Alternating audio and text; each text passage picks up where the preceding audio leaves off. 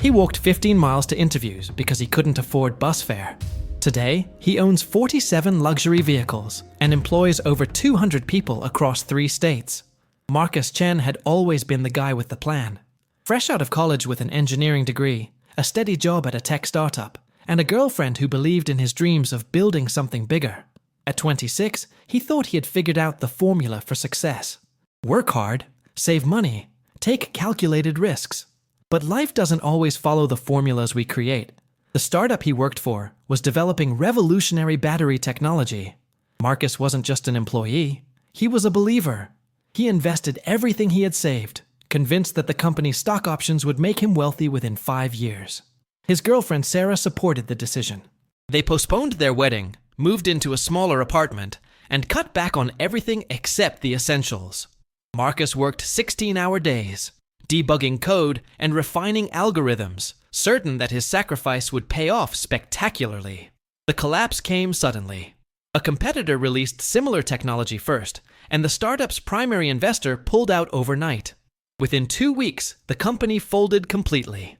Marcus lost his job, his stock options became worthless paper, and the $23,000 he had invested vanished like morning fog. But that was just the beginning of his descent. Without income, the bills started piling up immediately. The rent on their apartment was due, car payments were missed, and credit card debt began accumulating interest at crushing rates. Marcus applied for dozens of jobs, but the tech industry was going through a rough patch, and qualified engineers were competing for a handful of positions. Each rejection felt like a personal failure. Each, "We'll keep your resume on file," response chipped away at his confidence. Sarah tried to be supportive, but the stress was eating away at their relationship. They argued about money constantly. She suggested he take any job. Retail, food service, anything to bring in income while he searched for engineering work. But Marcus refused, convinced that taking a lesser job would signal to potential employers that he wasn't serious about his career. His pride was becoming his prison, but he couldn't see it yet. The eviction notice came on a Tuesday morning in November. They had 30 days to pay 3 months of back rent or vacate the apartment. Sarah looked at Marcus across their kitchen table, the notice between them like a death certificate for their relationship. She had been offered a job in another city, staying with her sister until she could get back on her feet. The unspoken question hung in the air. Was she leaving alone? When Sarah packed her belongings that weekend, Marcus felt something break inside him that went deeper than heartbreak. It was the shattering of his entire self-image. He had always been the problem solver, the guy who figured things out. Now he was watching the most important person in his life walk away because he couldn't figure out how to pay rent. As her car disappeared around the corner, Marcus realized he had lost more than a relationship. He had lost his identity. The final humiliation came when his car was repossessed 3 days before Christmas. Marcus had been living in it for 2 weeks since the eviction, parking at different 24-hour restaurants and gas stations, trying to stay warm and clean. When the tow truck arrived at the McDonald's, where he had been spending his nights, the driver was surprisingly kind. He gave Marcus 10 minutes to collect his belongings and even helped him carry his few possessions to the sidewalk. Standing there in the cold morning air, watching his last connection to his former life disappear on the back of a truck, Marcus understood what rock bottom really felt like. Marcus spent his first night on the streets behind a downtown office building, using cardboard boxes as insulation against the December cold. Everything he owned fit into 2 garbage bags and a backpack. His phone was dead, his bank account had been closed due to overdraft fees, and he had exactly $4.37 in his pocket. For the first time in his adult life, he had no plan, no next step, and no idea how he was going to survive the night. The city's homeless shelter had a waiting list, and the staff explained that December was always the worst time to find space. They gave him information about soup kitchens and day warming centers, but Marcus felt overwhelmed by the complexity of simply staying alive without money. He had never realized how many small transactions were required just to exist. Bus fare to get places, coins for public restrooms, a few dollars for the cheapest meal. Poverty wasn't just about lacking luxury. It was about being locked out of basic human dignity. Walking became his primary mode of transportation. Marcus would wake up before dawn and walk to the public library when it opened. spending his days applying for jobs online and trying to maintain some semblance of his former professional appearance. The librarians were kind, but professional, and Marcus became skilled at looking busy and purposeful even when he felt completely lost. He learned the schedules of different businesses where he could use restrooms, and he discovered which fast food restaurants wouldn't ask questions if he sat for hours nursing a single cup of coffee. After 2 weeks of this routine, something unexpected happened. Marcus was walking past a small automotive repair shop when he noticed the owner struggling to move a broken-down luxury car into his garage. The man was clearly frustrated, and Marcus could see the problem immediately. The car was in park instead of neutral. Instead of walking by, Marcus found himself stopping and offering to help. The owner, a weathered man named Tony, was grateful for the assistance and struck up a conversation. Tony mentioned that he specialized in European luxury vehicles, but was terrible with modern computer diagnostics. Most of the cars he worked on now had complex electronic systems that required specialized knowledge to repair properly. Marcus mentioned his engineering background, and something clicked for both of them. Tony offered Marcus $20 to help diagnose a BMW that had been sitting in his shop for 3 weeks. Marcus solved the electrical problem in less than an hour, identifying a faulty sensor that was causing the entire system to malfunction. That $20 felt like winning the lottery. But more importantly, Marcus had remembered something crucial about himself. He was good at solving problems. For weeks, he had been so focused on his failures that he had forgotten his strengths. Tony was impressed with Marcus's technical skills and his ability to explain complex issues in simple terms.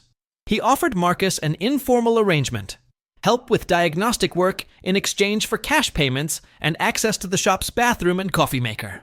The arrangement started small, just a few hours a week, but it gave Marcus something he had lost: purpose and a reason to wake up each morning. Tony's shop became a small island of stability in Marcus's chaotic existence. He still slept on the streets, still walked miles every day, still struggled with the basic challenges of homelessness. But for a few hours each week, he felt like himself again. He was using his mind, solving real problems, and earning money through his skills rather than charity. More importantly, Tony treated Marcus like a professional colleague rather than a homeless person who needed pity. He valued Marcus's opinions, trusted his technical knowledge, and paid him fairly for his work. This respect was almost more valuable than the money. After months of feeling invisible and worthless, Marcus was remembering that he had value beyond his current circumstances. Working with Tony became the foundation that allowed Marcus to start rebuilding his life systematically. With regular income, even if small and irregular, Marcus could afford occasional nights in cheap motels, which meant hot showers and a safe place to charge his phone. These small improvements in his daily situation allowed him to present himself better during job interviews and maintain the basic hygiene necessary for professional interactions. But Marcus was learning something unexpected about luxury car repair. The profit margins were enormous, and the customers were often willing to pay premium prices for expertise and convenience. Tony's shop was always busy, but Tony himself admitted he turned away work because he couldn't handle the diagnostic complexity of newer vehicles. Marcus began to see an opportunity that went beyond just helping Tony. He saw a business model that could potentially transform his entire situation. Marcus started spending his free time at the public library researching the luxury automotive service industry. He learned about market trends, customer expectations, and the technical challenges that many independent shops faced. What he discovered was fascinating. There was a significant gap in the market between dealership service departments, which were expensive and impersonal, and independent mechanics, who often lacked the specialized tools and knowledge for luxury vehicles. The more Marcus learned, the more he realized that his engineering background gave him a unique advantage in this field. He understood complex systems thinking. He could troubleshoot electronic problems that baffled traditional mechanics, and he had the analytical skills to optimize repair processes for efficiency. Most importantly, he was discovering that he genuinely enjoyed the work. Each car was a puzzle to solve, and the satisfaction of diagnosing and fixing complex problems was deeply rewarding. Marcus began proposing improvements to Tony's business operations. He suggested implementing a systematic diagnostic process, creating detailed service records for repeat customers, and developing relationships with parts suppliers that specialized in European vehicles. Tony was initially skeptical. He had been running his shop the same way for 15 years, but the results spoke for themselves.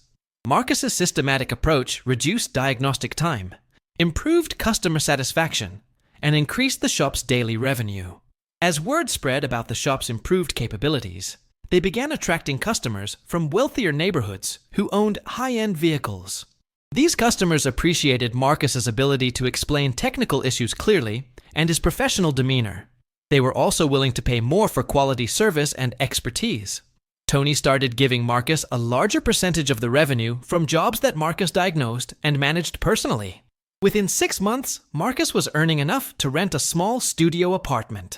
It wasn't much, just a single room with a kitchenette and a shared bathroom down the hall, but it represented a massive improvement in his quality of life. Having a permanent address meant he could open a bank account again, establish a phone plan, and begin rebuilding his credit history. More importantly, it gave him a stable base from which to continue growing professionally. Marcus also started studying for automotive service excellence certifications during his evening hours. The public library had become his second office, and he spent hours learning about luxury vehicle systems, diagnostic procedures, and business management. He was beginning to formulate a plan that went beyond just helping Tony. He was envisioning his own automotive service business that would combine high-level technical expertise with exceptional customer service. Marcus's breakthrough came when he identified a specific market inefficiency that traditional automotive businesses were missing completely. While working at Tony's shop, he noticed that luxury car owners faced a common frustration. They needed specialized service, but wanted convenience and transparency that most shops couldn't provide. Dealerships were expensive and often kept cars for days, while independent mechanics couldn't handle complex electronic systems. Marcus realized there was an opportunity to create a premium mobile diagnostic and repair service specifically for luxury vehicles. The idea crystallized when a customer brought in a Porsche with an intermittent electrical problem that had stumped 3 other shops. Marcus spent 2 days systematically testing every circuit and component until he identified a faulty control module that was causing random system failures. The repair itself took 30 minutes, but finding the problem required the kind of systematic thinking that most mechanics hadn't been trained to do. The customer was so impressed that he offered to pay Marcus directly for similar work on his other vehicles. Marcus started researching what it would take to launch a mobile luxury automotive service.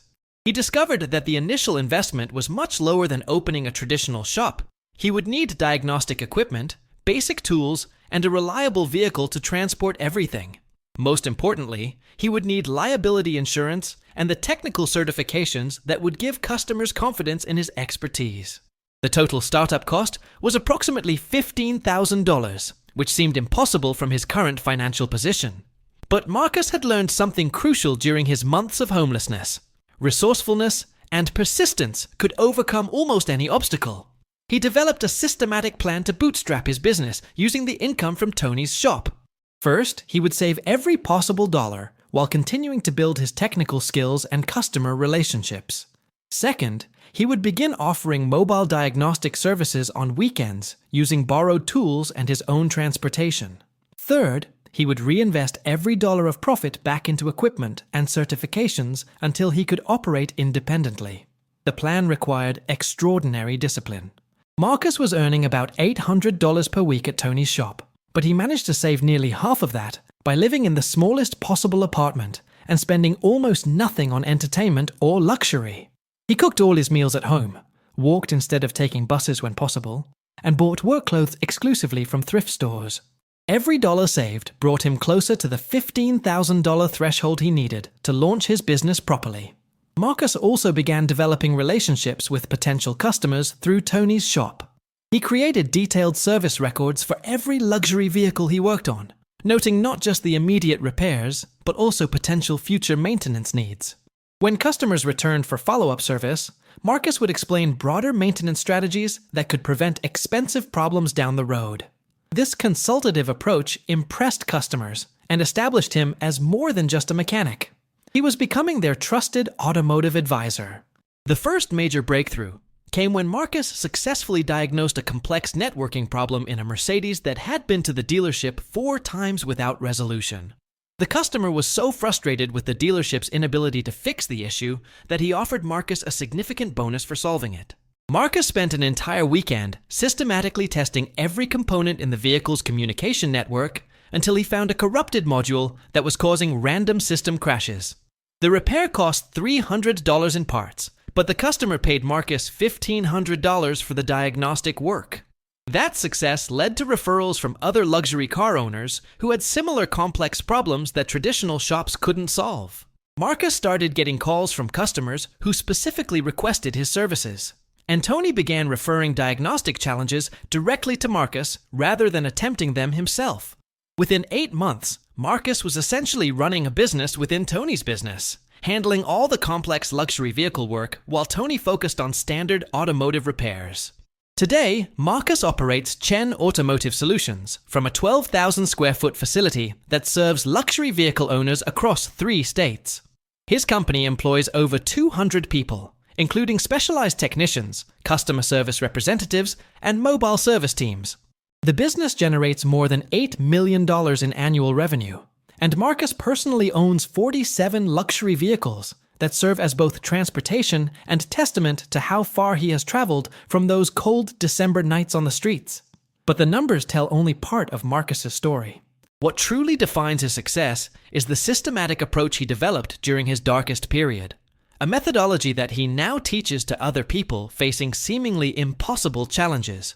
Marcus speaks regularly at business schools, community colleges, and homeless shelters, sharing not just his story, but the specific strategies that enabled his transformation. The foundation of Marcus's approach is what he calls asset inventory and deployment.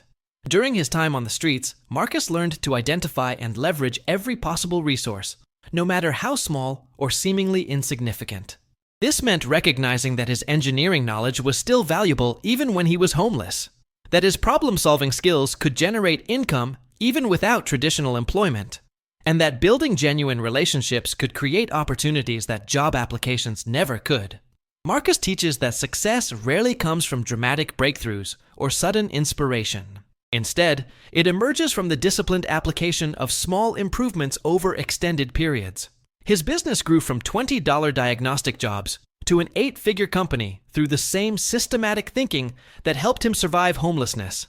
Identify the problem clearly, develop a methodical solution, execute consistently, and reinvest every gain into future growth.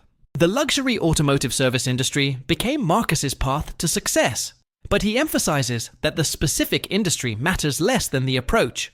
Marcus identified a market gap that existing businesses weren't serving effectively, developed the skills necessary to fill that gap, and built relationships with customers who valued expertise and reliability. The same methodology could apply to almost any service-based business where technical knowledge and customer relationships create competitive advantages. Marcus's personal life has stabilized remarkably since those chaotic years of rebuilding. He reconnected with Sarah 3 years ago, and they married in a small ceremony attended by Tony and several customers who had become genuine friends. They live in a modest home, despite Marcus's wealth, and they donate significant amounts to homeless services and job training programs. Marcus says that experiencing homelessness taught him the difference between having money and needing money, a distinction that influences every financial decision he makes. Every morning, Marcus drives a different vehicle from his collection to work. But this isn't about luxury or showing off. Each car represents a problem he solved, a customer relationship he built, or a milestone his business achieved. The 1998 Toyota Camry, with 300,000 miles, sits next to a new Lamborghini in his garage, and Marcus says both vehicles remind him of important lessons about persistence, quality, and the unpredictable nature of success. Marcus has never forgotten the feeling of walking 15 miles to job interviews because he couldn't afford bus fare. That memory drives his commitment to hiring people from difficult backgrounds and providing second chances to employees who might struggle to find work elsewhere. His company has become known not just for exceptional automotive service, but for its culture of supporting people through personal and professional challenges. The most profound change in Marcus isn't his wealth or business success. It's his understanding of resilience and possibility. He learned that circumstances don't define potential, that skills remain valuable regardless of current situation, and that systematic effort can overcome almost any obstacle given enough time and persistence. Marcus says that homelessness was the worst experience of his life, but it was also the most educational, teaching him lessons about resourcefulness and determination that no end of the story. Leave a like, subscribe to the channel so you don't miss the next stories of overcoming, and leave your comment below. Your message might brighten someone's day. See you in the next video.